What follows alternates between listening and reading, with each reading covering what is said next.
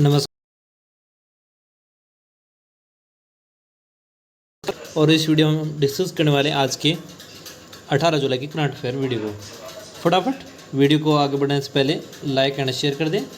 Channel पे नए हैं सब्सक्राइब करें रेड बटन के साथ और बेल आइकन जरूर प्रेस करें ताकि नए वीडियो की नोटिफिकेशन मिलती रहे और किसी वीडियो को आप मिस ना करें।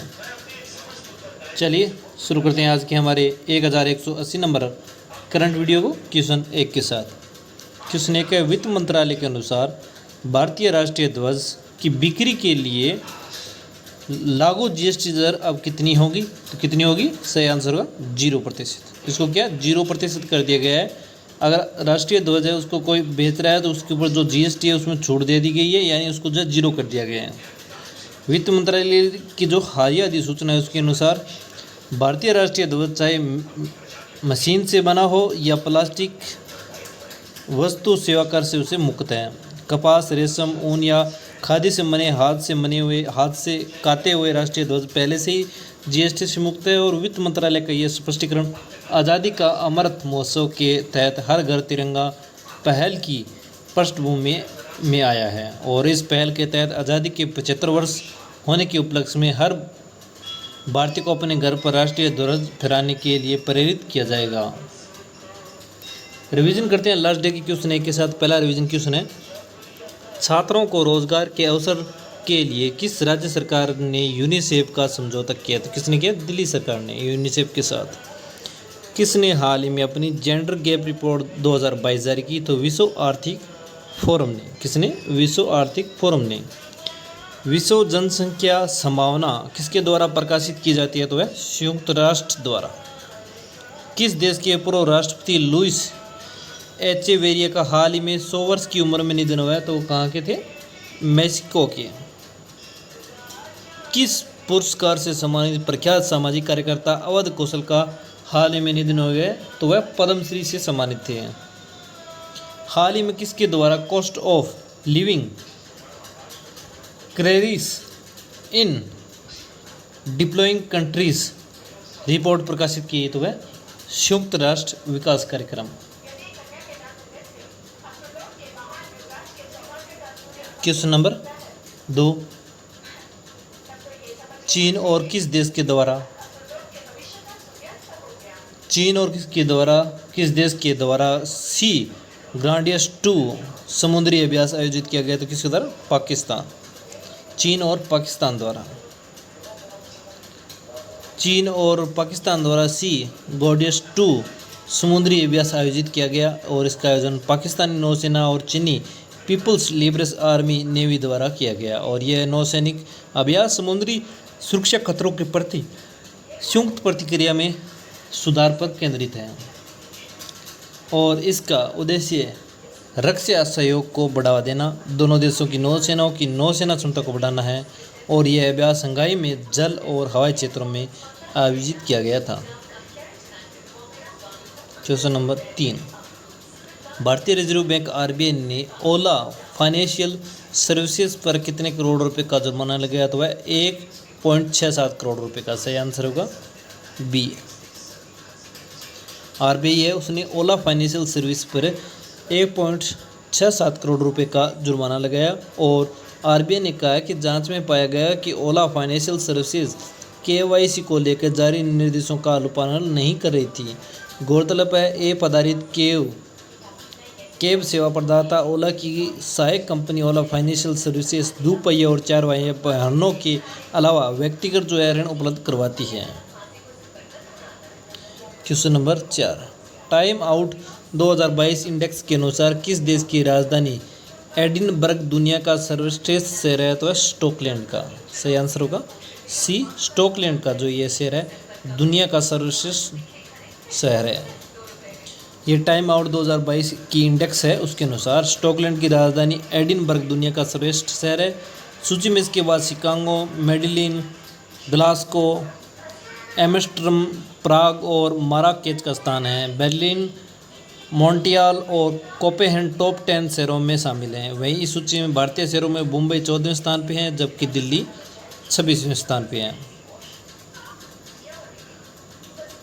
क्वेश्चन नंबर 5, निम्न में से कौन सा देश प्रत्येक वर्ष 14 जुलाई को राष्ट्रीय दिवस के रूप में मनाता है, जिसे बास्तिलिन दिवस भी कहा जाता है? तो कौन मनाता है? फ्रांस। डी सही आंसर होगा, फ्रांस। फ्रांस प्रत्येक 14 जुलाई को राष्ट्रीय दिवस के रूप में मनाता है, जिसे बास्तिलिन दिवस भी कहते हैं। 14 जुलाई 1789 को सैन्य किले और जेल के रूप में मशहूर बास्तिलिन के पतन का प्रतीक है, जब गुसई भीड़ ने उस पर दावा बोल दिया था, जो फ्रांसीसी क्रांति की शुरुआत का संकेत। दावा फ्रांसीसी रिपब्लिक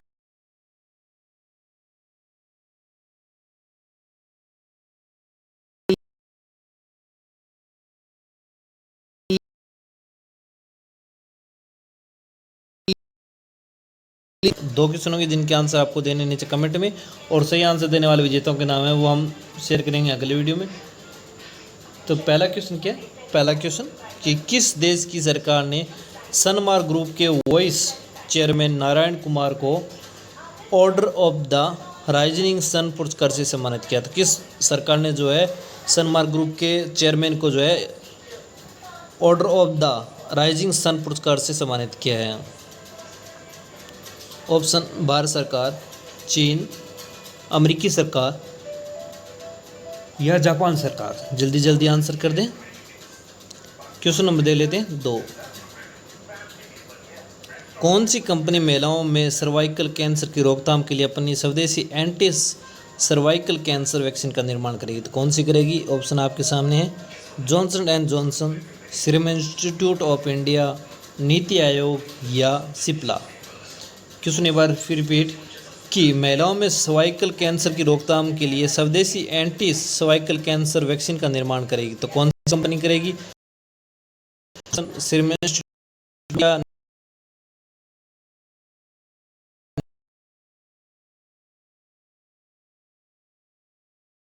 शिंजो आबे को मरणोपरांत उनके सुप्रीम ऑर्डर ऑफ द थ्राइसेमम से सम्मानित करने का निर्णय लिया था? किसने? जापान सरकार ने।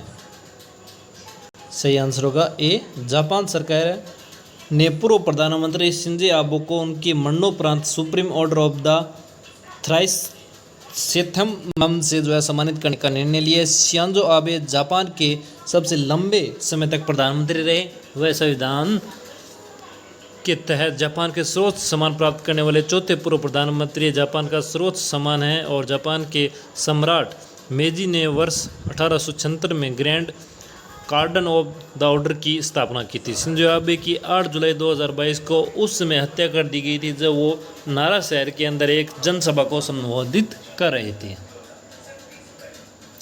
क्वेश्चन नंबर 7 कि हाल ही में किस देश द्वारा ब्रह्मांड में डार्क मैटर का पता लगाने हेतु लेक्स जेपलिन्स नामक अत्यधिक संवेदनशील प्रयोग किया गया? किसके द्वारा? अमेरिका के द्वारा। हाल ही में अमेरिका द्वारा ब्रह्मांड में डार्क मैटर का पता लगाने के लिए लेक्स जेपलिन नामक अत्यधिक संवेदनशील प्रयोग किया गया। इससे पहले यह जांच करते हुए कि डार्क मैटर का आकार कुछ आकाशगंगाओं के केंद्र में तारों की गति को कैसे प्रभावित करता है, जिसमें वैज्ञानिकों ने पाया था कि अवरुद्ध आकाशगंगाओं में डार्क मैटर हेलो के माध्यम से अक्ष के बाहर की ओर झुकने के कारण को समझा जा सकता है। डार्क मैटर उन कणों से बनता है जिन पर कोई अवशोष नहीं होता, अवशेष नहीं होता। क्वेश्चन नंबर 8 केंद्रीय खान मंत्री प्रहलाद जोशी ने किस शहर के अंदर खान और खनिजों पर जो है 6ठे राष्ट्रीय सम्मेलन का उद्घाटन किया? तो कहाँ पे किया? सही आंसर होगा दिल्ली शहर के अंदर।